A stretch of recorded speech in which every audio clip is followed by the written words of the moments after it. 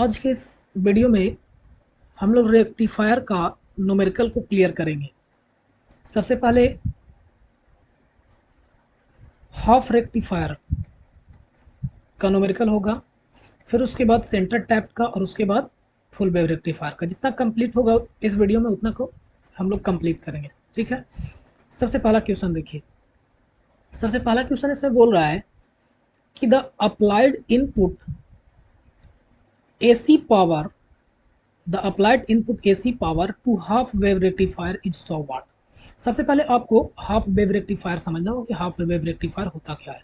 तो half wave rectifier हम लोग कैसे बनाते हैं, देखिए। हाफ वेव रेक्टिफायर बनाने के लिए एक हम लोग सिंपली एक डायोड का यूज़ कर लेते हैं, ठीक है, और उसमें लोड लगा देते हैं इस प्रकार से। और जो भी इनपुट ये दिया जाता है वो इनपुट ऑलरेडी हम लोग इसको दे देते हैं। चूँकि यहाँ पे एसी इनपुट दिया जा रहा है तो एसी सिंबल हम लोग बना दें। तो ये हो गया डायोड, ये हो गया लोड, और इसमें जो करंट फ्लो होगा वो हो जाएगा लोड करंट। ठीक है, अब क्या पूछ रहा है क्वेश्चन में, बोल रहा है क्वेश्चन में बोल रहा है कि हम लोग इनपुट के रूप में, देखिए क्या बोल रहा है, इनपुट एसी पावर 100 वाट। यानी हम लोग इनपुट के रूप में क्या देते हैं, इनपुट के रूप में हम लोग एसी पावर देते हैं जिसका वैल्यू कितना है, तो 100 वाट है। ठीक है, और बोल रहा है the DC output power obtained is 40 वाट। यानी यहाँ पे जो हम लोग पावर प्राप्त करेंगे वो कितना वाट हो जाएगा, 40 वाट, और यहाँ देंगे वो 100 वाट। यानी आउटपुट हम लोग कितना प्राप्त कर ले रहे हैं, आउटपुट हम लोग को कितना मिल रहा है, आउटपुट हम लोग को मिल रहा है 40 वाट। अब क्वेश्चन क्या पूछ रहा है, क्वेश्चन पूछ रहा है what is the rectification efficiency. तो सिंपली रेक्टिफिकेशन एफिशिएंसी हम लोग को कैलकुलेट करने के लिए बोल रहा है, जिसका फॉर्मूला क्या होता है, रेक्टिफिकेशन एफिशिएंसी बराबर होता है कि आउटपुट पावर बटा इनपुट पावर। ठीक है, इनपुट पावर रख दीजिए, वैल्यू कितना था, आउटपुट पावर आपको कितना प्राप्त हो रहा है 40, और इनपुट कितना दिया जा रहा है 100। परसेंटेज में अगर इसको एक्सप्रेस करेंगे तो 100 से 100 यानी कितना आपको 40% इसका क्या हो जाएगा, रेक्टिफिकेशन एफिशिएंसी हो जाएगा। यानी इनपुट के रूप में अगर 100 देते हैं तो आउटपुट के रूप में कितना मिलेगा आपको, 40 मिल जाएगा। ठीक है, दूसरा क्वेश्चन इससे पूछ रहा है व्हाट हैपेंस टू रिमेनिंग 60 वाट। अब इंपॉर्टेंट सवाल इसमें यही है कि जो 60 वाट जो यहाँ पे बच रहा है उसका क्या होता है। तो जरा आप समझिए, अगर हम लोग इनपुट के रूप में देते हैं इसको 100 वाट, इसका मतलब क्या होता है, इनपुट के रूप में हम लोग 100 वाट देते हैं। तो जरा देखिए, तो इनपुट के रूप में हम लोग अगर एसी दे रहे हैं इस प्रकार से, तो 100 वाट दे रहे हैं, तो 50 आधा इसमें देंगे, 50 आधा इसमें देंगे, इसी प्रकार से तो पावर बटेगा। ठीक है, 50। अब चूंकि जानते हैं कि जब अगर हम लोग इनपुट साइकिल दे रहे हैं, देखिए जरा आप समझिए, आप क्या कर रहे होंगे, इनपुट ये वाला साइकिल दे रहे होंगे। ठीक है, ये इनपुट दे रहे होंगे, उस दौरान अगर ये टर्मिनल पॉजिटिव होगा और ये टर्मिनल नेगेटिव होगा तो डायोड जो होंगे वो फॉरवर्ड बायसिंग में होंगे और कंडक्शन करवा रहा होगा। ठीक है, कंडक्शन ये करवा रहा है। यानी आप 50 रुपया इनपुट में दे रहे हैं, 50 वाट इनपुट में दे रहे हैं, 50 किलो इनपुट में दे रहे हैं, और आउटपुट में आपको कितना मिल जा रहा है, 40 मिल जा रहा है। यानी फर्स्ट साइकिल के दौरान 50 दे रहे हैं जिसमें से 40 प्राप्त हो रहा है, यानी 10 क्या हो गया, लॉस हो गया। लेकिन जब आप आउटपुट में हाफ साइकिल का देखते हैं, यानी नेक्स्ट हाफ साइकिल यानी नेगेटिव हाफ साइकिल को देखते हैं, उस दौरान भी आप इनपुट के रूप में 50 देते हैं लेकिन आउटपुट के रूप में कुछ नहीं मिलता है। लेकिन क्या आप ये एक्चुअल में 50 देते हैं, नहीं देते हैं। क्यों, क्योंकि जब आप नेक्स्ट हाफ साइकिल की बात करते हैं तो उस टाइम जो डायोड होता है वो रिवर्स बायसिंग में हो जाता है। कहने का मतलब यह है कि उस दौरान ये टर्मिनल नेगेटिव और ये टर्मिनल पॉजिटिव, और डायोड किस में हो गया, रिवर्स बायस में। यानी जो आपने 50 सप्लाई दिया वो 50 सप्लाई वो लिया ही नहीं। यानी एक्चुअल में लॉस कितना हो रहा है, 10 वाट का लॉस हो रहा है। तो बोलिएगा एफिशिएंसी, तो इसके अकॉर्डिंग 40 बटा 50 गुने 100 होना चाहिए था, यानी 80%। ना बबुआ ना, ये क्या पूछ रहा है, ये इस डायोड का रेक्टिफायर का एफिशिएंसी पूछ रहा है, ना कि आप हाफ साइकिल में कितना दे रहे हैं और हाफ साइकिल में कितना प्राप्त हो रहा है। हाफ साइकिल का आपसे एफिशिएंसी नहीं पूछ रहा है, ये पूरा का पूरा हाफ वेव रेक्टिफायर का एफिशिएंसी पूछ रहा है। इसलिए एफिशिएंसी इसका कितना होगा, 60%, और 60 वाट रिमेनिंग का क्या होगा, तो 60 वाट में से क्या हो जाएगा, 10 वाट जो होंगे लॉस होगा, और जो 50 वाट आएगा वो आउट इनपुट पे जाएगा ही नहीं, यानी इनपुट के रूप में वो लेगा ही नहीं। ठीक है, तो ये हो गया पहला क्वेश्चन। किन्हीं को कोई डाउट होता है तो आप कमेंट करके पूछ लिया कीजिए या मैसेज करके पूछ लिया कीजिए। ठीक है, और बाकी आप लोग सभी के पास वीडियो शेयर कर दीजिए ताकि उन लोगों को भी पता चले, बार बार मैसेज करते हैं कि बता दीजिए, ठीक है। और बाकी आप लोगों को क्या करना है पता है। नेक्स्ट क्वेश्चन हम लोग देखते हैं। नेक्स्ट क्वेश्चन क्या है, देखिए नेक्स्ट क्वेश्चन बोल रहा है N AC supply of 230 volt. कौन सा सप्लाई है, ध्यान रखिएगा 230 वोल्ट। जब भी आपसे एसी सप्लाई की बात करता है, यानी एसी सप्लाई के रूप में आप उसको कौन सा सप्लाई दे रहे हैं, तो एसी सप्लाई आरएमएस वैल्यू देते हैं। एसी के बारे में जब तक आपको विशेष नहीं बोल देगी कि पीक वैल्यू है, आरएमएस वैल्यू है या एवरेज वैल्यू है, एसी बोल दे तो सिंपली वो कौन सा वैल्यू रिप्रेजेंट किया जाता है, आरएमएस वैल्यू। यानी इनपुट के रूप में आप कितना वोल्ट दे रहे हैं, 230 वोल्ट, और कौन सा वोल्ट दे रहे हैं, तो आरएमएस वैल्यू दे रहे हैं। Applied to a half wave rectifier circuit through a transformer. अब जरा देखिए, पिछला में भी हाफ वेव रेक्टिफायर था, यहाँ पे भी हाफ वेव रेक्टिफायर है, और डायरेक्टली हम लोग सप्लाई इसको दे दिए थे। लेकिन यहाँ पे ऐसा नहीं बोल रहा है। यहाँ पे क्या बोल रहा है कि हम लोग सप्लाई जो दे रहे हैं वो किसके सहायता से, एक ट्रांसफार्मर के सहायता से दे रहे हैं, जिसका टर्न रेशियो कितना है, 10:1 है। यानी इनपुट का टर्न अगर 10 है तो आउटपुट का टर्न कितना है, 1 है, ठीक है। आगे पूछ रहा है कि आउटपुट डीसी वोल्टेज, आपसे और पूछ रहा है क्या, कि डीसी आउटपुट का वैल्यू कितना होगा बताइए। सेकंड पूछ रहा है पी आई वी का वैल्यू पूछ रहा है। अब जरा इसका हम लोग देखते हैं, और ध्यान रखने के लिए क्या बोल रहा है कि assume the diode to be ideal. In diode कैसा है, आइडियल है, इसमें कोई लॉसेस नहीं होंगे, ना कोई वोल्टेज ड्रॉप होगा, ना ही कोई फॉरवर्ड का रेजिस्टेंस है, ठीक है। देखिए ये सर्किट बनाया हुआ, ये इनपुट के रूप में सबसे पहले हम लोग किसको दिए, ट्रांसफार्मर के दिए, यानी हम लोग डायोड को इनडायरेक्टली सप्लाई दे रहे हैं, डायरेक्टली 230 वोल्ट नहीं दे रहे हैं। तो 230 वोल्ट हमने किसको दिया, इस ट्रांसफार्मर को दिया। अब ट्रांसफार्मर उसको कम करके किस रेशियो में कम कर रहा है, तो टर्न के रेशियो में कम करता है। यहाँ यानी 10 होगा तो यहाँ पे कितना होगा, 1 होगा। इस प्रकार से यहाँ से सप्लाई किसको जा रहा है, ये डायोड को जा रहा है। और यहाँ पे अब पूछ रहा है कि आउटपुट वोल्टेज का वैल्यू बताइए। तो आउटपुट वोल्टेज कहाँ पे होगा, आउटपुट वोल्टेज कहाँ पे होता है, तो लोड के क्रॉस जो वोल्टेज होगा, यही वाला वोल्टेज तो क्या होता है, आउटपुट वोल्टेज होता है। यानी यहाँ पे आपको भी आउटपुट का वैल्यू पूछ रहा है, तो कैसे कैलकुलेट कीजिएगा भी आउटपुट का वैल्यू, हमने आपको बताया है। भी आउटपुट कैलकुलेट करने के लिए अगर इसमें करंट का वैल्यू हमको पता चल जाए और आर से मल्टीप्लाई कर दे तो भी आउटपुट का वैल्यू मिल जाएगा, ठीक है। यानी आपको कैलकुलेट क्या करना है, सिंपली आई का वैल्यू कैलकुलेट ना है, चूंकि आर का वैल्यू दिया हुआ नहीं है तो हम लोग आर ही मान लेंगे, ठीक है।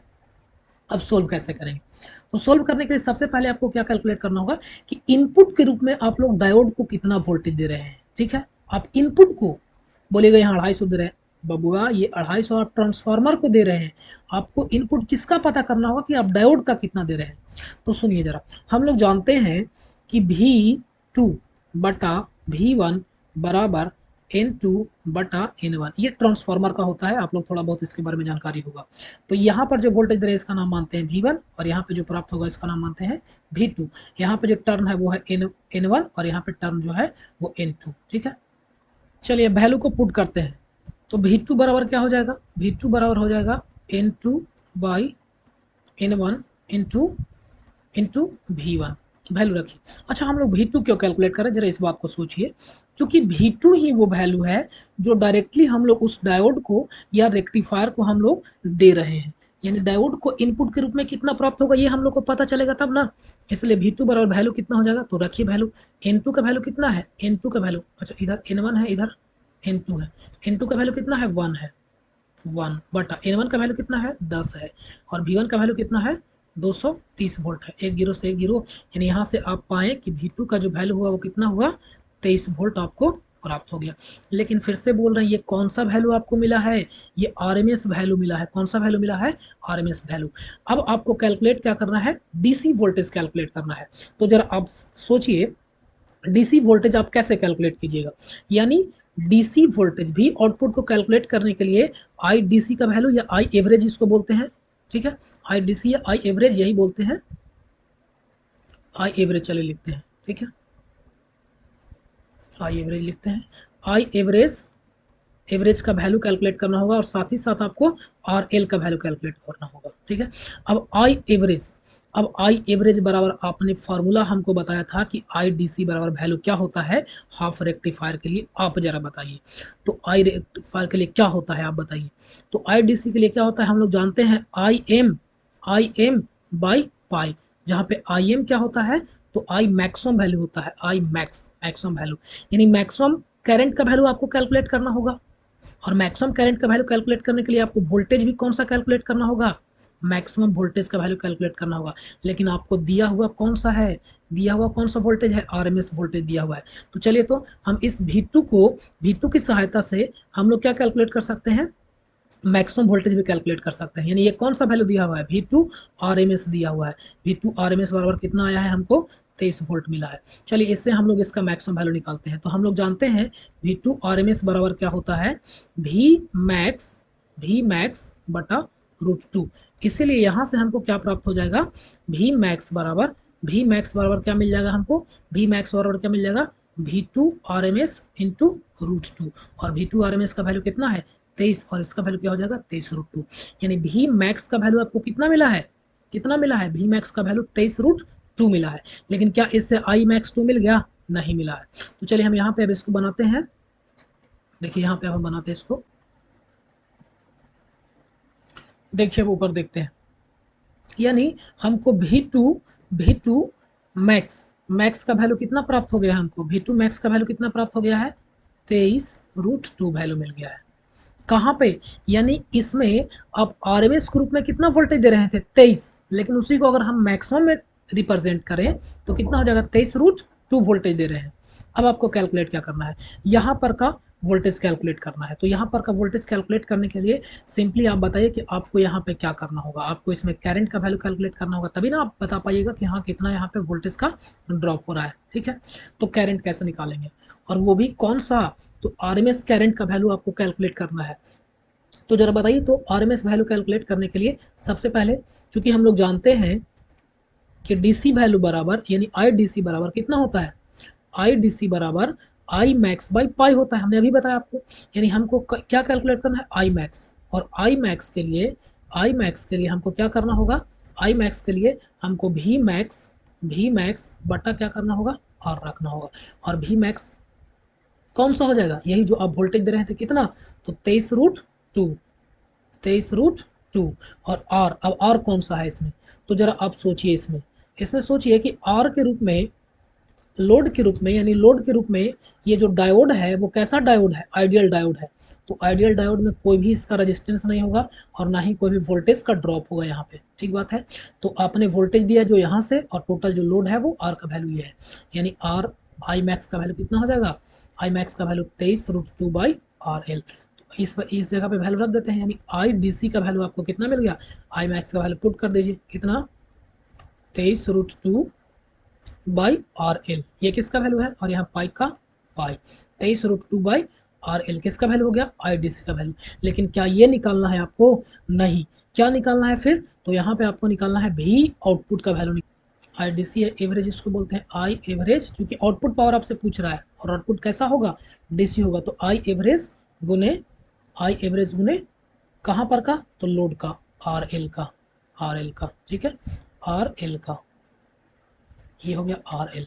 अब आई एवरेज का वैल्यू हमने कितना कैलकुलेट किया है, आई डी सी का वैल्यू या आई एवरेज सेम है, रख देंगे यहाँ पे आई मैक्स बाई पाई बराबर 23 √2 बटा पाई इंटू आर एल। और पहले से है आर एल साल कैंसिल, यानी वोल्टेज के रूप में भी आउटपुट का वैल्यू आपको कितना मिल गया, 23 √2 बटा पाई आपको क्या मिल गया, वैल्यू मिल गया भी आउटपुट के रूप में। ठीक है, तो ये हो गया क्या, ये हो गया क्या, फार्मूला के अकॉर्डिंग किस प्रकार से बनेगा ये हमने आपको बता दिया। लेकिन हमने आपको सिंपली एक फार्मूला भी लिखाया था, क्या लिखाया था, तो जरा आप याद कीजिए। हमने एक डाटा बना करके आपको बताया था कि आउटपुट वोल्टेज का वैल्यू कैसे कैलकुलेट करें। ये सबको हम हटाते हैं। देखिए हमने आपको करंट कैलकुलेट करने के लिए और वोल्टेज कैलकुलेट करने के लिए सिंपली एक फार्मूला बताया था। क्या बताया था, जरा देखिए। हमने आपको बताया था कि भी आउटपुट बराबर क्या होता है, तो भी मैक्स बटा पाई, किस केस में जहां पे भी मैक्स क्या था, तो भी मैक्स जो इनपुट के रूप में आप वोल्टेज उस डायोड को डायरेक्टली देते हैं वो, ठीक है, जो डायरेक्टली डायोड को वोल्टेज देते हैं वो। तो भी मैक्स डायरेक्टली कितना दे रहे थे, इनपुट साइड में डायोड को डायरेक्टली हमको कितना वोल्टेज मिला था, 23 वोल्टेज, कितना 23, यहाँ से V2 का वैल्यू कितना आया था, 23 वोल्ट आया था। तो 23 आया था, लेकिन वो कौन सा वैल्यू था, आरएमएस वैल्यू था। कौन सा वैल्यू, आरएमएस वैल्यू। अब आरएमएस वैल्यू को जब हम मैक्सिमम वैल्यू में चेंज करते हैं तो कितना आ जाता है 23√2 और पाई का पाई। तो यहाँ से भी डायरेक्टली आपको वैल्यू मिल गया किसका, भी आउटपुट का। हमको करंट का कैलकुलेशन करने का जरूरी नहीं था, लेकिन हमने आपको दोनों प्रोसेस बता दिया। ठीक है, तो ये हुआ दूसरा क्वेश्चन हाफ वेव रेक्टिफायर का। ठीक है, अगला क्वेश्चन देखिए। अगला क्वेश्चन क्या बोला है देखिए आप। क्वेश्चन बोल रहा है a crystal diode having internal resistance R F is equal to 20 ohm. एक क्रिस्टल डायोड है, क्या है, क्रिस्टल डायोड है जिसका इंटरनल रेजिस्टेंस कितना है, एक क्रिस्टल डायोड है जिसका इंटरनल रेजिस्टेंस यानी इसका इंटरनल फॉरवर्ड इंटरनल रेजिस्टेंस कितना होगा 20 ओम होगा। ठीक है, used for half wave rectifier rectification if applied voltage is 50 sine omega T and load resistance R L का वैल्यू है 800 ओम। ठीक है, अब बोल रहा है कि इसको रेक्टिफिकेशन पर्पस के लिए हम लोग यूज़ करते हैं। आर एल का वैल्यू कितना है तो 800 ओम है। ठीक है, और इसमें हम लोग जो इनपुट देते हैं वो इनपुट एसी देते हैं और इसका जो वैल्यू दिया हुआ कितना है भी बराबर 50 साइन ओमेगा टी। तो अब जानते हैं कि यहाँ पे जो दिया जाता है वो मैक्सिमम वैल्यू होता है, यानी इनपुट के रूप में वीएम का वैल्यू आप कितना दे रहे हैं 50 वोल्ट दे रहा है, ये मैक्सिमम वैल्यू हो गया। अब आपसे क्या पूछ रहा है, यहाँ पे वोल्टेज ड्रॉप का वैल्यू 20 और यहाँ पे रेजिस्टेंस का वैल्यू 20 और यहाँ पे 800। अब पूछ रहा है आई एम का वैल्यू, तो सिंपली आई एम का वैल्यू क्या हो जाएगा बताइए। आई एम का वैल्यू तो वी एम बटा टोटल रजिस्टेंस, आई एम का वैल्यू तो बताइए वी एम बटा टोटल रजिस्टेंस। तो टोटल रजिस्टेंस कौन कौन से होंगे, तो यहाँ पे जो ड्रॉप हो रहा है यानी जो फॉरवर्ड का रजिस्टेंस है वो वाला और लोड का रजिस्टेंस कितना, तो R L plus R F. V M का वैल्यू कितना है 50 बटा आर एल का वैल्यू कितना है, R L load resistance 800 plus R F का वैल्यू कितना है 20। यहाँ से जो भी वैल्यू आएगा वो किसका आंसर हो जाएगा, आई एम का आंसर हो जाएगा। ठीक है, यानी मैक्सिमम करंट का। अब आई डी सी बराबर सिंपली हम लोग जानते हैं, बार बार आपको निकालने का जरूरी नहीं है। आई मैक्सिमम आई पाई होता है किसके लिए, तो हाफ वेव रेक्टिफायर के लिए। तो आई मैक्सिमम का वैल्यू कितना है तो 50 बाई 820 और एक और क्या आ गया टर्म पाई आ गया है। तो ये हो गया किसका आईडीसी का वैल्यू। तीसरा पूछ रहा है आईआरएमएस का वैल्यू। आईआरएमएस का वैल्यू आप चाहें तो कैलकुलेट कर सकते हैं, नहीं तो हमने फार्मूला लिखवाया था आपको कि IRMS value half wave rectifier के केस में क्या होता है IM बाई 2 होता है, IM बाई 2 होता है। रख दीजिए वैल्यू, IM का वैल्यू कितना है 50 820 पहले से और इंटू 2, ये क्या किसका वैल्यू हो गया आईआरएमएस वैल्यू। ठीक है, नेक्स्ट में पूछ रहा है कि AC power input and DC power output. ठीक है, तो सबसे पहले एसी पावर इनपुट बराबर क्या होगा आप जरा बताइए। इनपुट पावर तो क्या हो जाएगा, हम लोग जानते हैं आई स्क्वायर आर, लेकिन इनपुट के रूप में हम लोग क्या दे रहे हैं, इनपुट के रूप में हम लोग आरएमएस वैल्यू देते हैं। ठीक है, तो आरएमएस वैल्यू यानी यहाँ पे आई आरएमएस का हो जाएगा स्क्वायर इनटू और इनपुट का लोड का वैल्यू कितना है, टोटल रेजिस्टेंस का वैल्यू कितना है, तो यहाँ पे हो जाएगा are L plus R F. जो हम लोग इनपुट से दे रहे हैं वो वाला वैल्यू किसको जा रहा है, तो आउटपुट में सारा ड्रॉप हो रहा है, कुछ यहाँ पे ड्रॉप होगा कुछ यहाँ पे ड्रॉप होगा, तो टोटल वोल्टेज रख दिए, तो ये हो जाएगा इनपुट। अब बोलिएगा आरएमएस वैल्यू कहाँ से लाएं, आई आरएमएस का वैल्यू अभी तो हमने बताया है, आई आरएमएस का वैल्यू कितना IM बाई 2 यानी 50 बटा 820 गुने 2, ये वाला वैल्यू यहाँ पे रख देंगे, स्क्वायर कर देंगे। आर एल का वैल्यू 20 है, सॉरी 800 है, और आर एफ का वैल्यू कितना है, डायरेक्टली आप वैल्यू रखिए, वैल्यू रख दीजिए। आई आर एम एस का वैल्यू कितना है 50 बटा आई आर एम एस 820 गुने 2 का स्क्वायर और गुने आर एल प्लस ये दोनों मिला करके 820, एक 820 से 820 कैंसिल हो जाएगा और स्क्वायर है चूँकि, तो 550 गुने 50 बटा एक ये वाला बचेगा नीचे। ठीक है, गुने 2, आप इसको सोल्व कर लीजिएगा तो क्या मिल जाएगा, इनपुट पावर मिल जाएगा। अब सवाल रहा आउटपुट पावर कैलकुलेट करने के लिए। आउटपुट पावर हम लोग कैसे कैलकुलेट करेंगे जरा सोचिए। आउटपुट पावर कैलकुलेट करने के लिए अभी जो आपको करंट का वैल्यू हमने आरएमएस रखा था, आउटपुट के रूप में क्या मिलता है, आउटपुट के रूप में हमको क्या मिलता है डीसी वाला मिलता है ना, डीसी वाला। तो यहाँ पे जो वैल्यू रख देंगे वो क्या रख देंगे, सिर्फ और सिर्फ डीसी। तो बोलिए डीसी तो कैलकुलेट ही नहीं की बबुआ, डीसी या एवरेज दोनों सेम ही होता है, तो आई डीसी का स्क्वायर। और दूसरा इनपुट के रूप में हम लोग दोनों को दे रहे थे, आरएल में भी जा रहा था और आरएफ में भी कुछ ड्रॉप हो रहा था, लेकिन आउटपुट सिर्फ और सिर्फ हम लोग को कहाँ मिल रहा है, तो लोड में मिल रहा है। तो आई डीसी का वैल्यू यहाँ से रख देंगे 50 बटा 820 गुने पाई का स्क्वायर और इंटू आरएल का वैल्यू कितना 800, तो इससे मिल जाएगा आउटपुट पावर, ठीक है। दूसरा क्वेश्चन, तीसरा क्या बोल रहा है, DC output voltage, output voltage, output voltage क्या हो जाएगा, आउटपुट वोल्टेज का वैल्यू क्या हो जाएगा। तो हमने आपको बताया कि इसके अक्रॉस जो वोल्टेज का वैल्यू होता है वो आउटपुट का वोल्टेज होता है, तो आई, लेकिन सवाल यही आता है कि आई का वैल्यू आई इंटू आर करेंगे, वोल्टेज ड्रॉप का वैल्यू मिल जाएगा, लेकिन आई रखिएगा कौन सा, तो आई डीसी वाला रखेंगे, क्योंकि इसमें डीसी करंट ही ना फ्लो होगा, सिर्फ DC into R L. I D C का वैल्यू कहाँ से पुट करेंगे, तो फिर से हमने यहाँ से कैलकुलेट कर लिया है, ये हो गया। लास्ट है एफिशिएंसी ऑफ रेक्टिफिकेशन, हम लोग जानते हैं एफिशिएंसी इन बराबर क्या होता है, आउटपुट पावर बटा इनपुट पावर। तो आउटपुट यहाँ से कैलकुलेट करेंगे और इनपुट यहाँ से कैलकुलेट करेंगे, दोनों को वैल्यू को रखेंगे और यहाँ से हो जाएगा आंसर आपको प्राप्त, ठीक है। तो हमने इसका सॉल्यूशन समझा दिया है आपको, बस वैल्यू रख करके पुट नहीं किया है और बताया नहीं है, बाकी आप खुद कैलकुलेट कर लीजिएगा, ठीक है। तो ये क्वेश्चन हो गया तीसरा क्वेश्चन, ठीक है। हम लोग अगला क्वेश्चन सॉल्व करते हैं। देखिए अगला क्वेश्चन क्या बोल रहा है, अगला क्वेश्चन देखिए, अगला क्वेश्चन है, a half wave rectifier is used to supply 50 volt DC to a resistive load of R of 800 ohm. यहाँ पे देखिए हाफ वेव रेक्टिफायर है जो use to supply 50 volt DC. पहले आप सर्किट बनाइए,